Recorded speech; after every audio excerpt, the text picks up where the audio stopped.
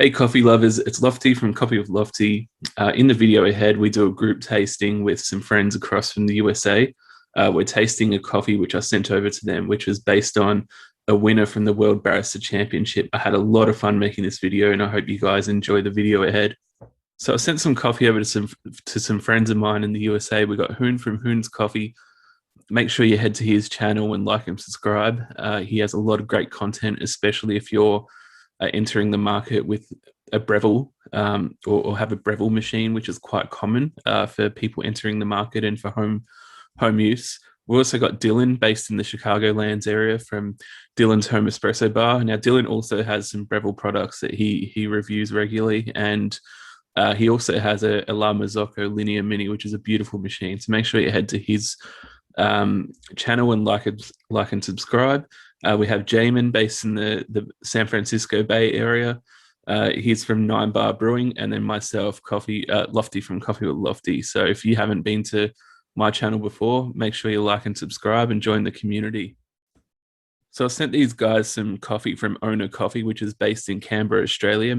This blend is called the Raspberry Candy Blend, and it's based on the World Barista Championship winning cup in 2015 and was made by Sasha Sestic. So Sasha Sestic, he's quite an innovative person. He's also known for inventing what we know as the distribution tool or the OCD tool. So this coffee is quite tasty. It's developed to be a milk-based drink. And yeah, it has a blend here of 5 different beans from Ethiopia. So they're quite fruity. As you can see the breakdown here, and there's also a brew method here which we've all followed and based it on a milk drink. So I definitely highly recommend heading over to the ONA Coffee website, and if you want to like it, make sure you get some and try it out. Anyway, enjoy the group tasting straight after this.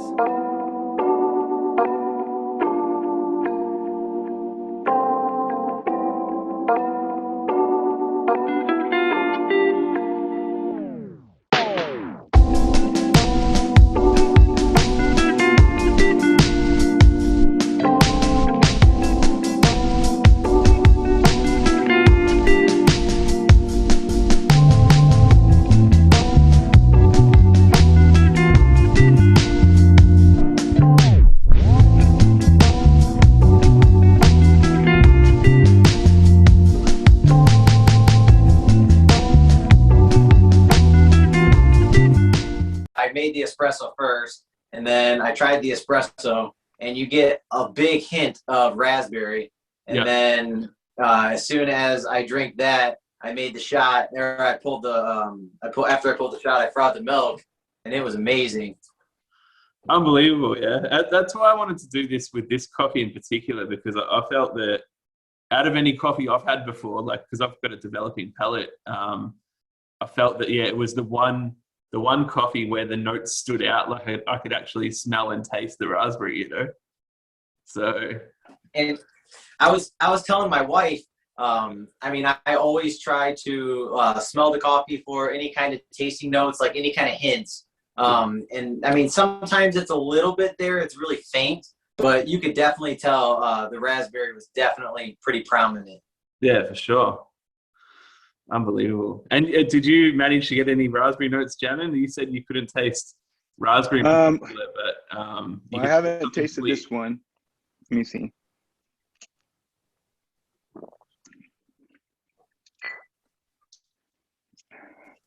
I don't know if I can feel the raspberry. There's something in it that I taste. Yeah. It's like it almost tastes like a hard candy to me. Yeah. And I'm pretty sure that's probably what it is. But I don't identify it as raspberry, but I do identify it as a sweet, like hard candy. That's how I would describe it. Almost like a Jolly Rancher. Oh, right. There's Jolly Ranchers out there, but something like that, a flavored Jolly Rancher. Yeah.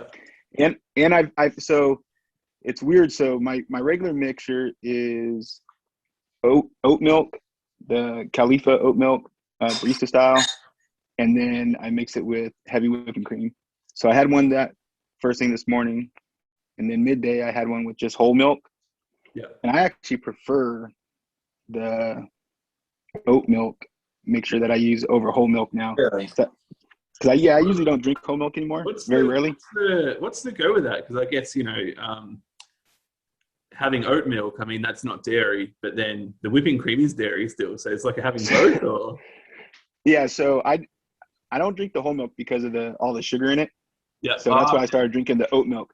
But adding a little bit of whipping cream to it gives it that thickness. Yeah, right. And there's no sugar in it, anything in there, right? So it's just calories. But it gives it that richness and that flavor. Yeah. So I followed the exact recipe that you sent me, Dane, online. So I used 20.5 grams, and then I pulled the shot. I got lucky my first and second shot. The first shot was 24 seconds, and the second shot was 28 or 29 seconds. And then I made sure I measured out the 240 grams of whole milk. So I did the first time with whole milk and the second time with A2 milk. And I really feel like the A2 milk accentuates more of the raspberry notes than the regular whole milk. Yeah. It just kind of gave it that extra, like, that silky kind of creamy milk, mouth taste or mouth feel. Right. It's different. It's different. Yeah. So just to give you a bit of history on it, or about the beans, I'd like to talk about the beans a little bit. So Sasha Sestic, the guy he's the founder of ONA Coffe. He's actually, before he was into coffee, he's actually a sports guy. He was an Australian Olympian. And then he started ONA Coffe. In 2015, he created this blend for the World Barista Championships, which he won, obviously. And in that same year, he actually created the first ever distribution tool, what we see today. So, which became the OCD. So it's funny because a lot of people think with the OCD distribution tool that it's like, about OCD, like obsessive compulsive disorder, to like, but it actually stands for ONA distribution tool. ONA Coffe distribution. That's what it stands for. So really, yeah. So it's actually nothing to do with OCD, but it's kind of good marketing, right? Because it makes sense. Yeah. Yeah. So have you guys tried pour over yet? I've only tried with milk based. I'm gonna try with pour over next. I've done a pour over. Yeah. Pour over, right. I'm gonna make the latte right now, so I'm gonna see what's that taste like here. It's pretty good. How do you go with the pour over, Hoon? It's good. Yeah. Okay. Yeah, it's not bad. It's very fruity. I was thinking that it might suit your taste, Hoon, because you always say that you like really fruity coffees. Oh yeah. And the mix for the blend. So they've got. So I'm just reading here. They've got 30% Ethiopia Midnight Supernatural, 30% Ethiopia Arikcha Whitewashed, and then 30% Ethiopia Indigo CM1212, 10% Ethiopia Addis Supernatural, and 10% Ethiopia Webanchi Supernatural. So you always say that Ethiopian beans are very fruity. So he's obviously gone with a whole heap of Ethiopian varieties. Hey, Dane, which grinder setting did you use on your niche? On my niche, I went to about a 10 on mine. 10? Yeah. What do you do? Did you do yours on the niche, Dylan? Yeah, so I did mine. I don't know what setting you use, but my perfect one was on number 9. 9, okay. So I'm gonna set it 10 for now. But my grinder, I don't know, because the niche, ever since I calibrated it, I don't know if you guys have calibrated yours in a while. Before I calibrated it, it was always around 20 to 22, which was pretty much my perfect espresso range, or 17 to 22. Yeah. And then once I calibrated it, it's always right at 6 to 12. Yeah, right.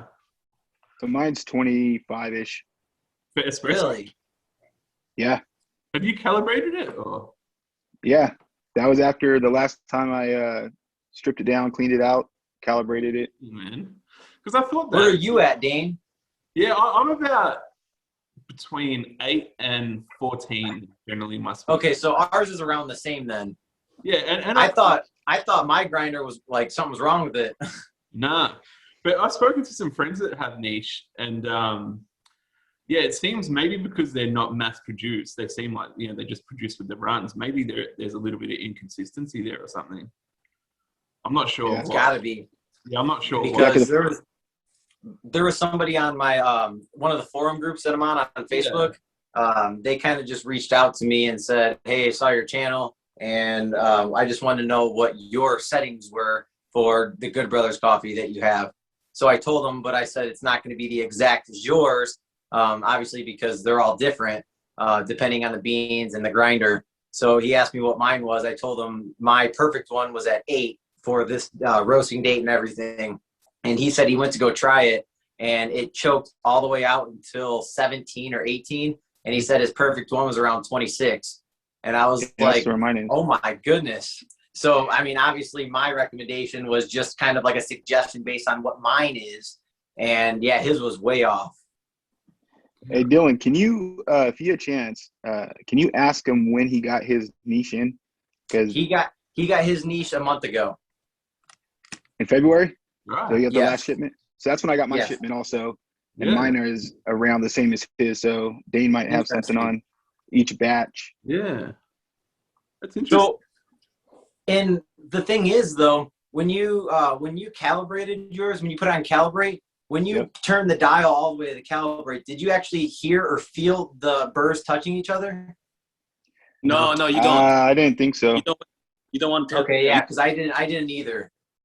And I know with like the Marconigs, I know, or the Malconigs, when they go to adjust theirs, when they do their calibration, they say that you should feel the grind, the burrs touch a little bit, and then turn it off center just a little bit, and then that's perfect calibration. But with the niche, I don't know if it's because it's a conical burr. Yeah, I didn't feel it at all. Yep. Because it's the conical, so you got to be careful with the conical burr. The flapper, you can't touch it, but not the conical. And I've seen on one of my forums, the guy who actually had the niche, not the same guy I just was telling you about, but when he went to go pull a shot, he wanted it as fine as possible to get Turkish. And he moved it all the way to the calibrate and turned it on. And I guess he messed up his burrs. Yeah. Because he grinded on the calibration. Yeah. Definitely no on that too. Because with flat burrs, don't you have to align them regularly as well? So I've seen it on different machines. Yeah. On the Specialita that I have, there's a guy on YouTube who shows you how you can align them. Mm. If you want, he uses little, basically he makes little tabs out of foil, spacers. He'll put almost like the same kind of alignment paint on them, and then check them that way. But that makes sense. Yeah. Hey Dylan, I noticed you got the package behind you for the raspberry candy. Can you hold it up so the viewers can? Yeah, absolutely. So I wish you could turn the camera around, but it's obviously rear facing or front facing. But here is the front of it, and then I'll stand up so I can show you guys the back. I mean, it's gonna be hard to read. Yeah. But the one thing is, the cool thing is if you scan this with your QR code on your phone, it'll actually show you the instructions to brew. I mean, I know you sent it to us, but I just thought that was a really neat, idea to put on the actual bag itself, because it shows you exactly what you sent me and how to brew it. So like this is what he used when he won the championship. Yes. Correct. Okay, so this is a grinder size 10. So I oh my gosh! Oh wow! So that shows the inconsistency of niche right there, right? Because for 20. I wonder what that is. Hey, Jamin, you said it 20? I use about 25. Yeah, that's what I'm right thinking. there. Mine is almost right there in the middle. Yeah. So Dane, what did you use for yours? Like, what was your perfect shot right now? What, in terms of the grind size, or? Yeah, and the grind size. Grind size right now is just above like 10. So it's kind of like in between. Yeah, see, my perfect was at 9. But also, what grams are you guys using? I use 20.5 for the recipe. Okay, yeah, that's what I did too. That's crazy, the inconsistency there. Yeah, so me and Dane are the same. as well. Yeah. Well, So the one thing about the niche is when you read it and you're talking about the calibration of it, it's all dependent on who's screwing it down. Because when it says to screw it down, it says to hand tight. So people's hand tight and what they think is hand tight is going to be different.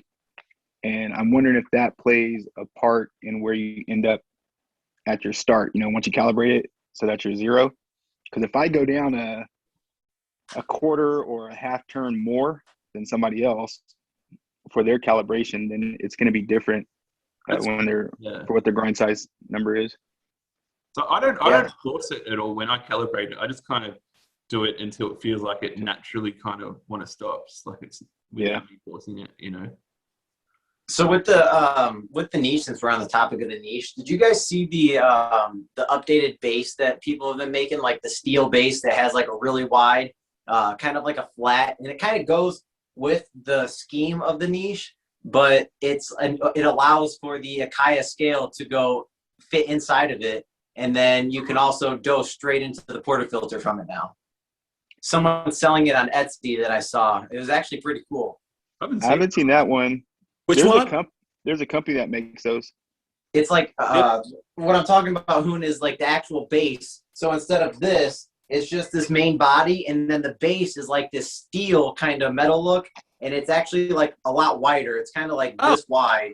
Wow. And then it has like a little arch, and then it goes into flats. So you can put the Akaya scale on there, and then you can dose onto it.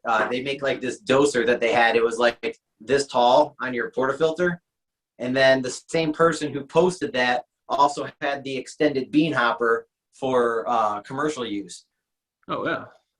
That's awesome. Yeah, it was insane to see that. I was like, yeah, I don't think I'm going to do that.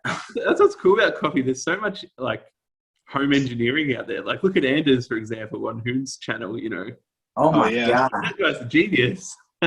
He's got some He's got some crazy skills. stuff. I love his that grinder setup that he has where he's setting it up. It's because right now he's setting up for weight base, right? Where he'll be able to put in it'll auto grind to the weight. He said he's using the same thing that Akaya has in their scale.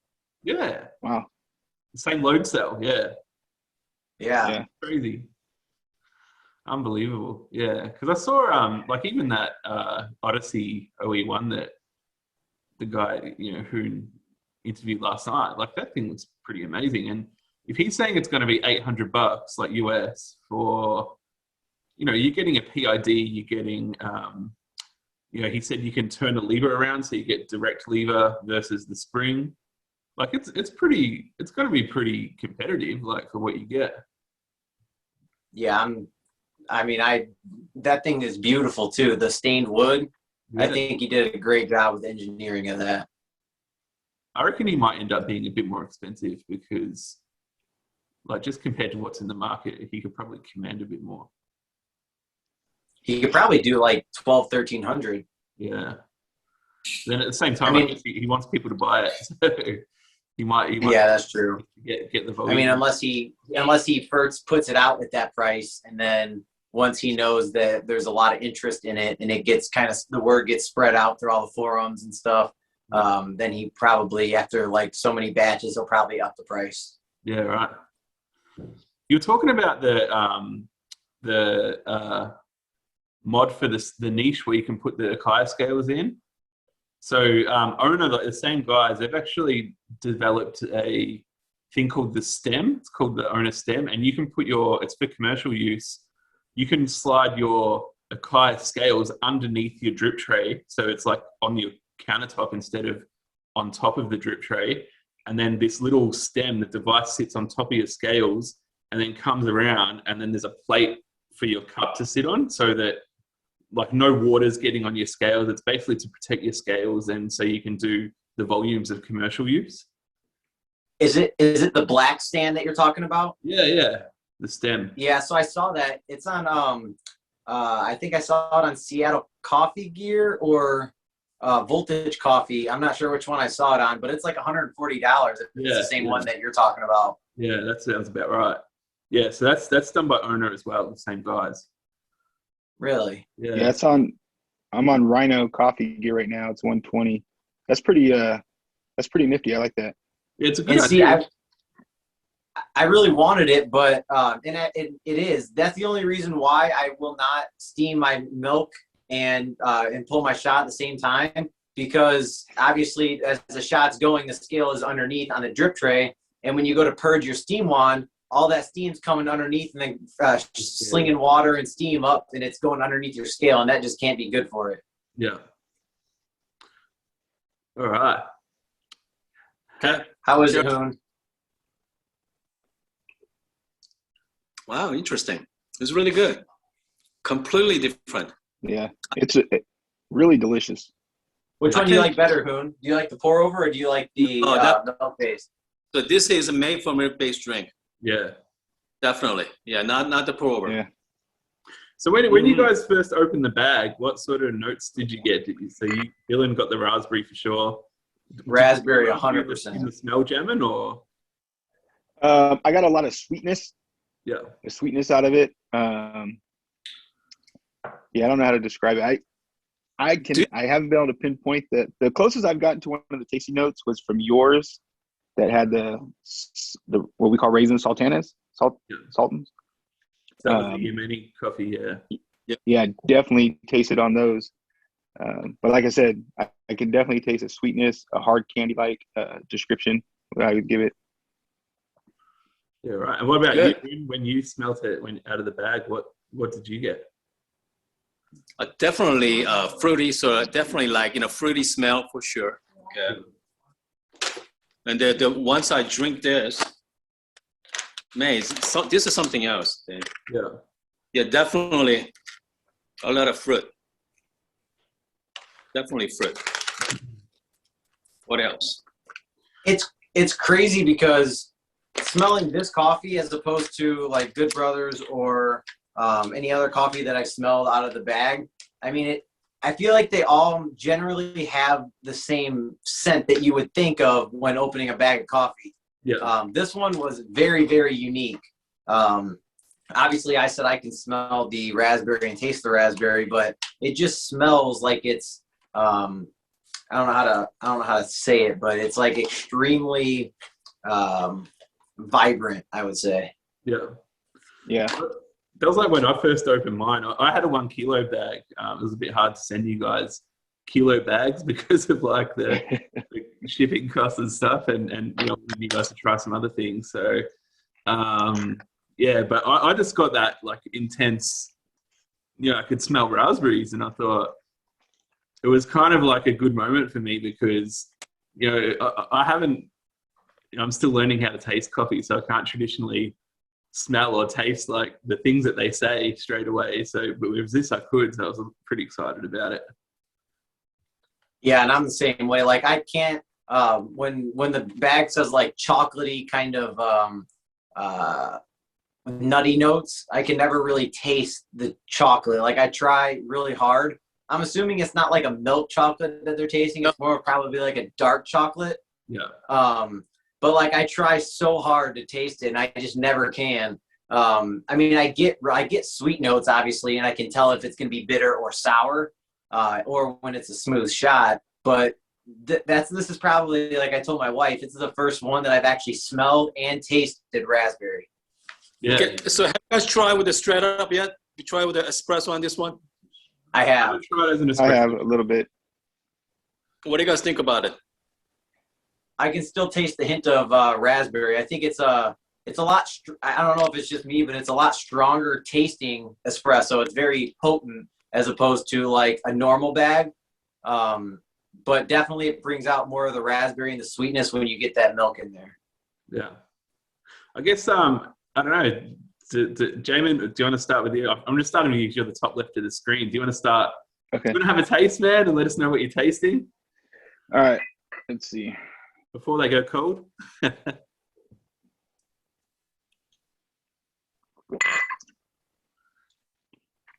So the first thing that I taste is I taste a sweetness, and it's weird because now it's developing more. But I take the sweetness, like the hard candy, like I mentioned earlier. But I can also taste, and now it's not like chocolate. I don't taste chocolate, but I taste that kind of flavoring. but it also has that good mouthfeel. Like a rich mouthfeel, yeah. When I switch it, yes, rich. So it tastes rich, has the hard candy, but I also taste a little bit of chocolate, and I'm not sure if that's what. Where's my thing? That's one of the notes on it.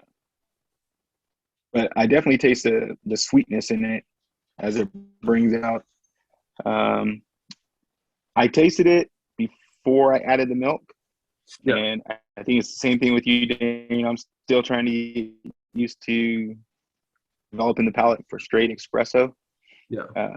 I could drink the whole espresso shot though, but with the milk, I think it's when they put on their milk based design, it's excellent. I think with the milk, it's excellent. It's one of my favorite ones that I've tried of my beans now. So. Yeah. And that's like for me as well. I'm just gonna try it again, but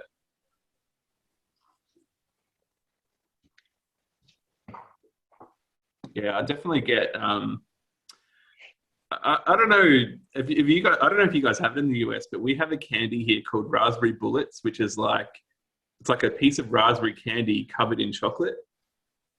So it kind of reminds me of that because, as you said, you get those kind of fruity berry notes, and then I get that chocolatey mouthfeel and obviously a bit of creaminess and sweetness from the milk as well. So, as a milk-based drink, it's probably my favorite one I've had so far, which is another reason why I was pretty excited to see you guys. Yeah, I think they really nailed the when I was reading, I went to their website and I was reading the blend on it and all the different beans. It kind of amazed me how he was able to come up with this blend with that many beans. Yeah. And then the percentage from each one, right? Yeah. So yeah, he did a good job. So there was no information on the farmers or the producers because he also owns a company called Project One where they actually have direct relationships with farmers as well. So he kind of sources it from farms at Coffe himself. So what about you? What about Hoon's not on screen, but Dylan, what about you, man? Have you got any left, man? What did you taste, bro? What did you taste? That was gone in like 2 minutes. So the immediate taste I got from it was definitely berry. So I think the berry was definitely the most potent tasting, the most flavorful right off the bat. And surprisingly, once it cooled down a little bit, as much as I did let it cool down before I drank it all really fast, it was like definitely sweet. I think it got sweeter as it cooled down. But I tasted, I don't know. It was really, I don't know. It was like I don't know if it's citrusy is a good word to use, but it was like very, very tangy tasting. And I definitely think that with a kind of bean like this, if you add any kind of sugar or any kind of like sauteed sauce or something like caramel or something, I just think you're going to ruin it just because like you really get that, it's just so strong tasting of berry. So like I got a lot of fruit from it, but definitely tastes good. And I can kind of see where Jamin's coming from with like the hard candy. Like he mentioned the Jolly Rancher. I mean, the more I tasted it, it was kind of like I don't know if you've ever had it before. It's the mixed berry and grape flavored Jolly Ranchers. It's kind of like if you put both of those in your mouth, it's like a mix between the two. Yeah. It was good. Okay, so what about you, Hoon? What are you tasting? Okay, so this is a grinder size 20, okay? And I just changed to 18. Bring out a lot of sweet. So, but still, it's not. So this is my third time dialing in. I'm not there yet. I think I'm gonna put one more shot. But yeah, so right now I'm going down to about 16 right now. Go for it. So Jamin, or I try 25. Yeah. Okay, so now I'm going down to start with a 10. It was terrible. 20, no. Now I'm under 16, so I'm gonna put another shot. So once you got to get the shot, you guys had the right ratio for you guys. Yeah. Yes. Yeah, I had Okay. 20.5 grams. Yeah, and it was fine. And it So was, I think it's about two, when we less than post 2 to 1, 1 to 2. Sorry. I think when we post this video, it's going to help a lot of people Yeah. to know that if they ask the question, what grinder size are you using? I think this video just kind of sums it up in one video, just because, I mean, I'm on 9.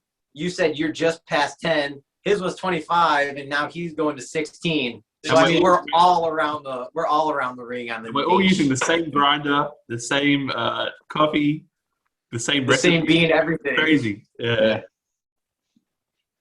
Plus the different machine. So I'm using the Barista Express. Dylan, which machine did you use? I use the dual boiler, the Breville dual boiler. Jamin, obviously you using your Luca, right? Yeah. And then Yeah, I use the Lit Bianca. Yeah. I pulled my first shot. The first shot that I pulled was the La Marzocco. I did the 20.5 grams. That was the one that came out in about 23 to 24 seconds. Okay. And then that's actually rated for a 20-gram basket. The one on the dual boiler, I think, is an 18, or it might be a 20, but it was a really snug 20. And that one was around 28 to 29 seconds. I definitely feel like I got more flavor from the La Marzocco than I did with the dual boiler. But I think using the A2 milk with the dual boiler brought out more of the sweetness of the bean as opposed to using regular whole milk with the Linea Mini. Yeah. And are you using, with your VST baskets, Dylan, you've got the whole set, right? So I find with my VST baskets, I've got a whole set as well. But my best results are when I dose 22 grams of coffee into a 20-gram VST basket. And I don't know why, but I'm just getting the best results doing that. And that's crazy because both of so I have the VST right now in the Linea Mini, and I have just the standard Breville dual boiler basket. They're both rated for 20 grams.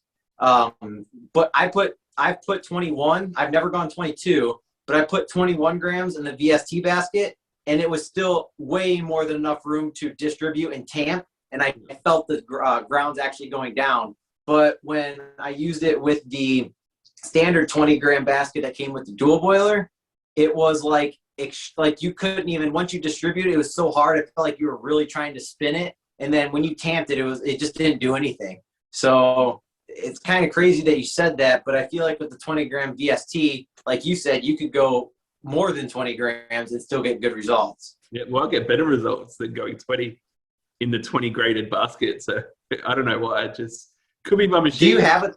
Yeah. Do you have the 25-gram basket? No, actually, I don't have the 25. I've got the 18, 20, and 22.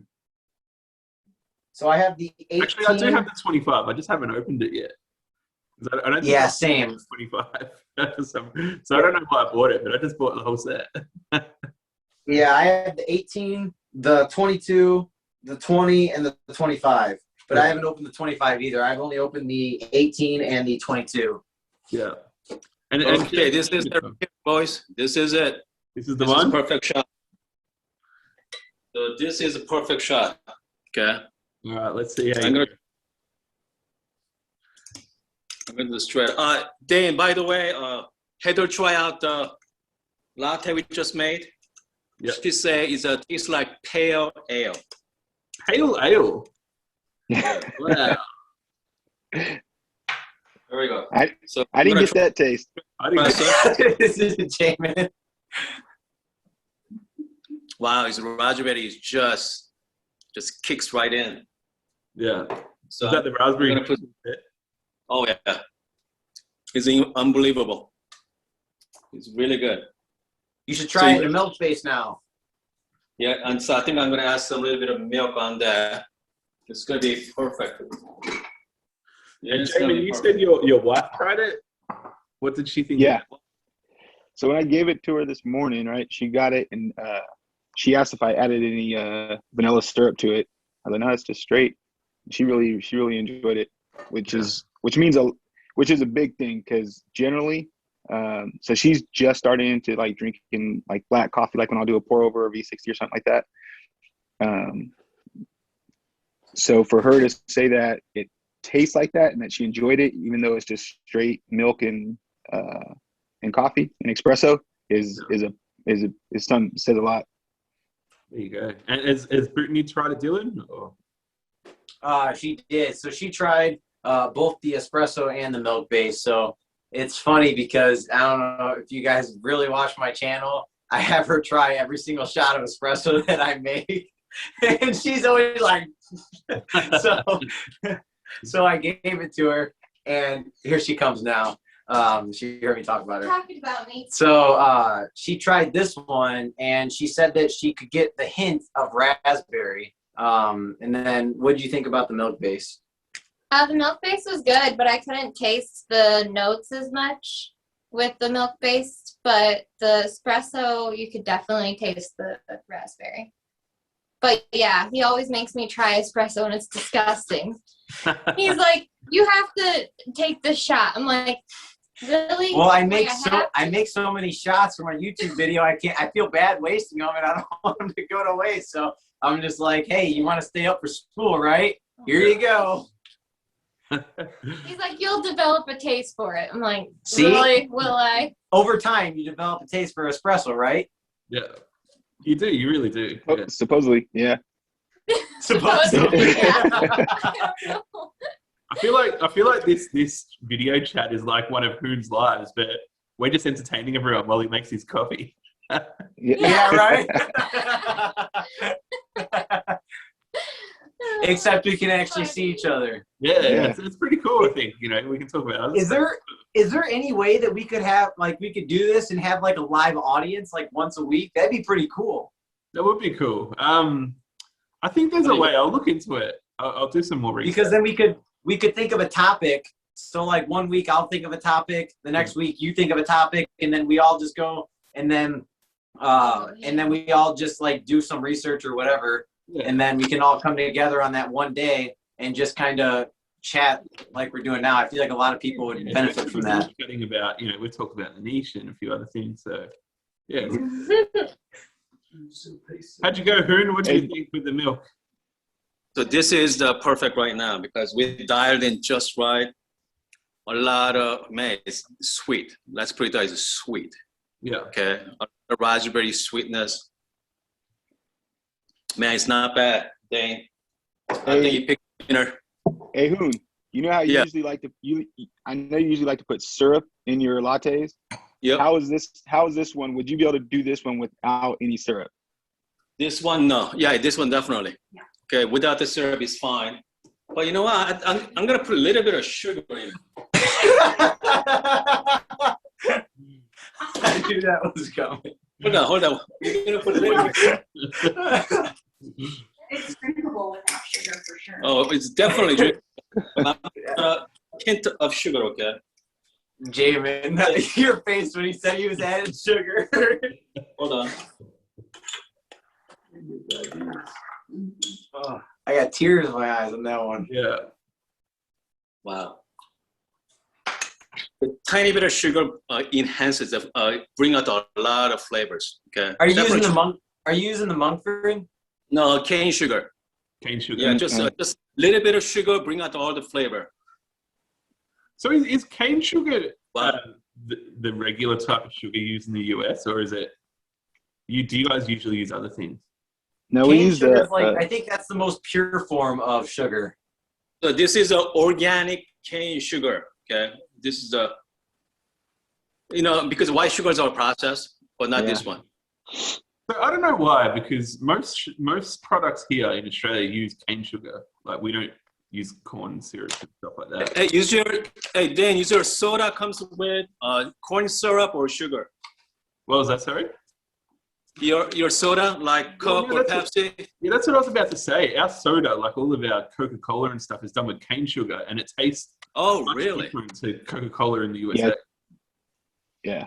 Yeah. So in the United States, you can get like Coke, You can get it in some places with either the Canadian recipe or like the Mexico recipe. Yeah, Mexico. And they use cane sugar. Yeah. But for the distribution for U.S. stores, it's Corn syrup. The syrup. Yeah. Yeah. I actually have someone that works at my job right now. He worked for Pepsi before he came over to the pharmaceutical side of things, and he said that in their distribution they only use corn syrup. And he was telling me about how corn syrup causes so many different issues with the human body. Oh, really? And like how they were, and it's crazy because when he worked there, he actually stated on when they were making it, the company gave him a background on how bad corn syrup is for us to actually ingest. So I think it's kind of ironic that they tell their employees that, yet they still put it to market. Yeah. That's crazy, man. Yeah, because I reckon, like, if I've tasted Coke in the USA and Coca-Cola here, and man, it's like two complete different drinks. Like, big difference. Yeah. I haven't had a pop in about 4.5 years. And so, by the way, what do you guys think about the Odyssey? That's why you look the way you look, as opposed to me, man. Well, I need to stop it with the lattes. That's why I've been doing a lot of AeroPress and pour overs, because I was drinking like 3 lattes a day. And now I gotta bust my butt 10 times harder in the gym to get rid of those lattes. Oh, that's it, man. Yeah, so anyways, so you guys think, what do you guys think about the Odyssey? Man, I love it. I love the design. Yeah. That's something you guys are interested? Yeah, for sure. Absolutely. And if he gets it in at $800 US, I was just saying before to the other guys while you're making your coffee, like, man, that's gonna add something to the market for an entry-level price that nothing else has. Like the Sylvia doesn't have a PID or, no, not at all. It's kind of like the best of everything for $800. I think, Dylan said he could probably get 12 to 1300. I agree, Because of my Lapaboni, I have to say Lapaboni it's not a good coffee, okay? It looks awesome, but comes to someone say to you, Lapaboni makes the best coffee, they're lying to you, okay? Because it's not, that's not true. Go ahead. Because even my Barista Express makes better coffee than my Lapaboni. Wow. I really think that he's going to hit the market pretty hard just because of the sole features, obviously the PID. It gives you more of a benefit than like a flare, because you can have that capability of steaming your milk. And then not only that, but it's a 58 millimeter, so it's commercial standard. And then not only that, but you can put the IMS shower screen in it. And I feel like that's just a whole nother world. Okay, but here's the downside. He's self-funded. That is true. So it's going to be like the niche. Yeah, he'll probably end up going down the Kickstarter route. Oh, yes. Yeah. It's like one-man shop. That's it. He's a one-man shop. So, I mean, it's not like Flair. Flair has a team of people to help him. But with Odyssey, the Ross is the only guy. So basically, it's going to be harder to get than a niche. Oh, yeah. So we'll see how it goes, because I know I'm getting the demo unit in about a month or so. So awesome. You guys can see it. Hey, I have a question. So I'm looking on their website right now, just looking at some of the specs, because this is, to me, it's almost like a hybrid where you're just coming out of a manual espresso machine. Yep. But you're not diving big in. But I don't see on here the water capacity. Oh, yeah. Water capacity is what? No, what do you say? 1.5, I think. Yeah. 1.5 liters? Yeah, 0.5 liter. 0.6 liters, he said. It was 600 mil. Yeah, 0.6. Yeah, 600 mil. Right, yeah. Okay. So I see the heat power is pretty decent. I mean, it's 1,000 watts. Oh, yeah. That's and good. If you're only dealing with 600 0.6 liters, it's that should be good. Yeah. Can heat it up in like 6 minutes. Yeah. I mean, it's not. I mean, this one here, the Barista kettle is 1,000 watt. Okay. Yeah. So because I know some of them like EXO is like 1,500. And then you have the fellow, right? Fellow stack. No, I don't. Dylan's getting it, I think. Yeah. Yeah, I have it on order right now. It's going to be here this coming week with the flare. Yeah, fellow stag is what, 1200 watt, I think. Okay. Yeah, so we'll see. I'm really looking forward to reviewing it coming week on my live show. So about the same price as fellow stag, so $50 each. Yeah, because I'm in the market for a new kettle, so I'm thinking between the Barista and the fellow stag. So Yeah, I haven't looked at the Barista yet, but so I have the fellow. I forget the name of it, but the regular kettle, the one for the stove. yeah.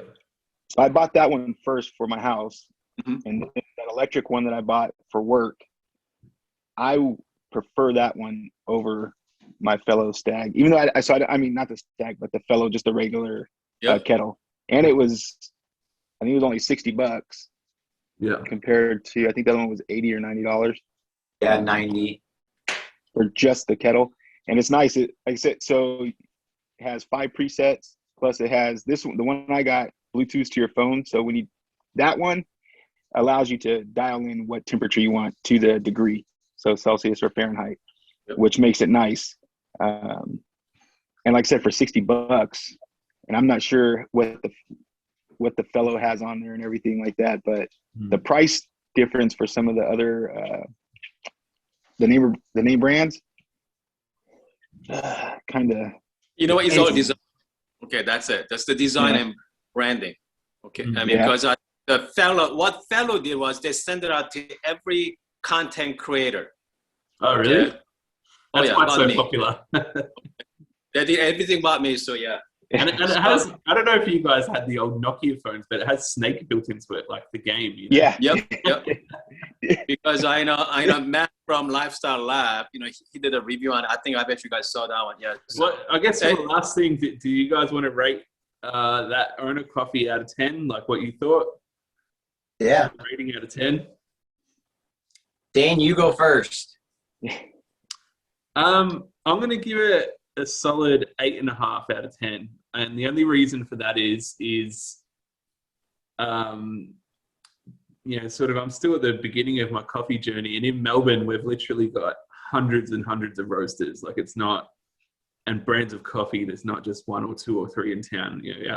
Our city has a really strong coffee culture, and every single time I order coffee, I order a different brand. So I'm still sort of seeing what's out there, So I'm going to say it's definitely my favorite milk-based drink I've had so far, but there's a lot to try. So I don't want to give it a perfect rating because something. No, yeah, that's good. Yeah, that's good.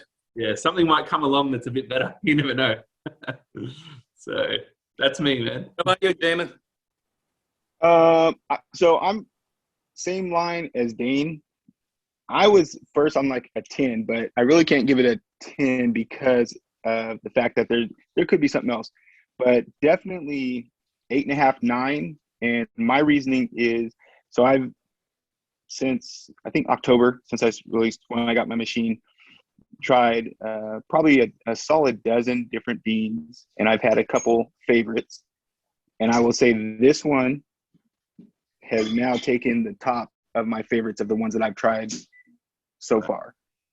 So I've tried, one of my favorite roasters is Black City Roasters, one of their beans. I have a local roaster. Theirs is really good also. I've had some, did get one from Good Brothers that was outstanding. It was really good. Which one was it? Right here, I can't remember. I took a picture of it, but I can't remember what it was. But it was spot on. But this one right here jumped to the top of my list. Good. I think for me it's about 8, like Dane say, because comes the milk-based drink, this is really good. Okay, so I give it an 8. I think, Dane, you sent me, we have 3 other bags, right? Yeah. So I'm gonna try that, and also I got 3 other bags from UK as well. Yeah. So I got Geisha coming next week, and also I got beans from Mirror. Have you know about the Mirror roaster? Mirror roaster. So they're gonna send me some copies also. So I'm looking forward to try different milk-based drink. But yeah, then this one is like right there on the top. So. Awesome, man. What about All you? right, so I'm gonna give it 2 different ratings. So on the tasting note itself, with the raspberry, I think because it was so potent. It was so strong and vibrant, raspberry smelling and tasting. I'm going to give it 9.5 out of 10 for really hitting it on the head with the tasting notes. Yeah. I would say I would give it a overall about an 8, just because raspberry is probably my least favorite tasting berry, but that's obviously not against ONA, just because that's the tasting note of the actual coffee bean itself. But it was definitely one of my top beans I've ever tried. I mean, I've been doing this for about a year now, but really just getting into trying to taste the tasting notes before I just drank it, just to drink it with cream and sugar and stuff. So overall, like you said, I probably give it about an 8.5, but definitely the smoothness of it, the aftertaste of it was really good. It's like a good lingering taste in your mouth when you're done with it. It's very enjoyable. It's not like it's not harsh at all.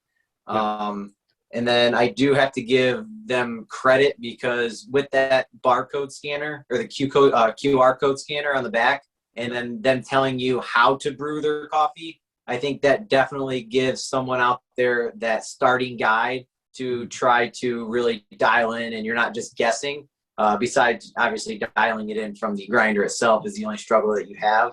But overall, I definitely think that the ONA raspberry candy was very enjoyable.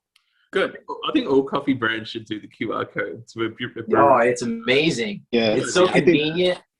Yeah. One of the things that I've noticed that I really appreciate when you know, for one, scanning the QR code makes it so easy. But in their recipe, I think one of the most important things is putting the brew temperature or recommended brew temperature on it. Yeah. Because what that does, I can't remember who I was talking with before, but we've discussed about the roast and what everybody calls a light, a medium, right? And that's very subjective. But when you put a temperature on a brew temperature on there, that really helps you to see what the actual bean is and how it reacts to which temperature, and to get the flavor profile that the roaster is recommended. Exactly.